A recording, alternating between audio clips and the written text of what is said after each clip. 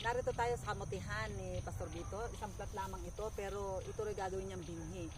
Ang gusto ko naman malaman kung ano itsura ng laman nito. Kukuha lang ako, Pastor, ng isang puno lang at matingnan natin kung ano itsura nito.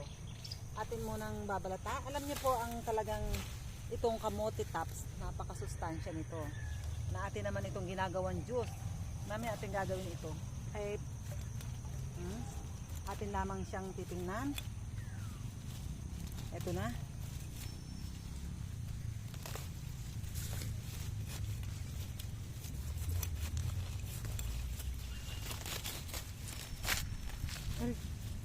Ay, puti.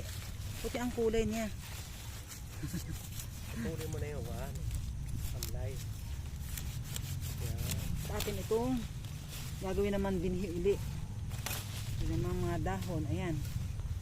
Ito lamang, Pastor, ating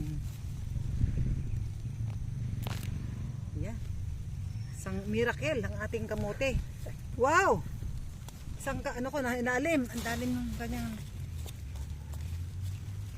Hanggang dito yung ating kamote. Kami po inuulan na. Ayan, nakalalim pala. Medyo umuulan na. Biya mo na yun. Ano na lang ang main. Ito na lamang sa isang bunga. Sa isang puno ay tayo nakakuha nito. Isang laga na. Isang pamilya na. Meron pa din sa ilalim. Hindi natin mahuhukay. Ayun. Pero may malalim pa doon. Yan si Pastor tumulong na nga po.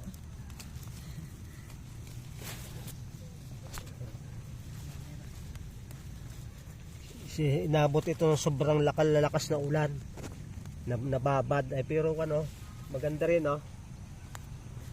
Nalaglag. Atin ang pipitasin. Ito isa. Ang tawag dito ay imilda. Imilda. Umuulan na. Talaga. Ito yung kulay dilaw. Pero ang sabi nila, itong dilaw ibang sustansya nito. Medyo orange yata ang loob nito. Tingnan nga natin loob niya. Orange, ya. Orange ang loob. Na kahit baga tusukin ng stick, hindi siya nabitak. O ito yung pinaka magandang medyo may red siya, pero ito yung orange na masarap. Tingnan na tayo ibang puno.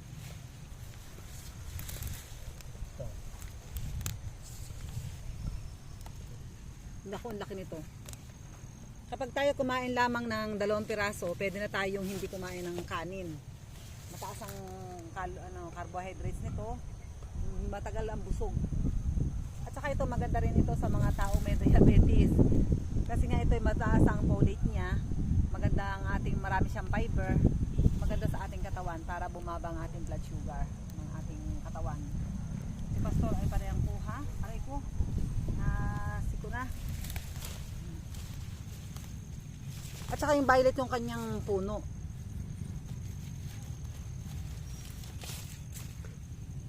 Atin na bang hukayin lahat to at itatanim uli. Ayan pa sa dulo rin dyan. Tingnan natin, hukayin ko pa na malalim.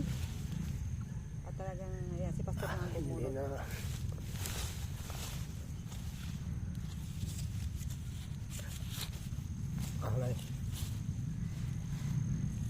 Dito mo lagay. Dito banda. Dito sa gitna. Ayan. Hukay ko. Isa pang hukay. Dinis iba ilalim pa. Pag talaga nagtanim, meron tayong anihin. Kaya mahal ang kamote, talaga ito aararuhin. Kakatuwa yan, isang puno kay dalawang iba.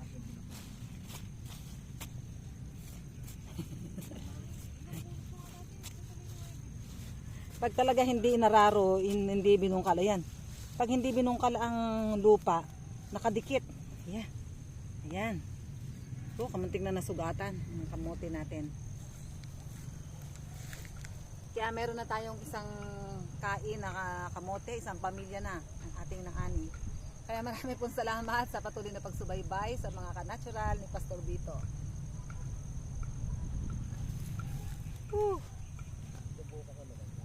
Ito gusto ko.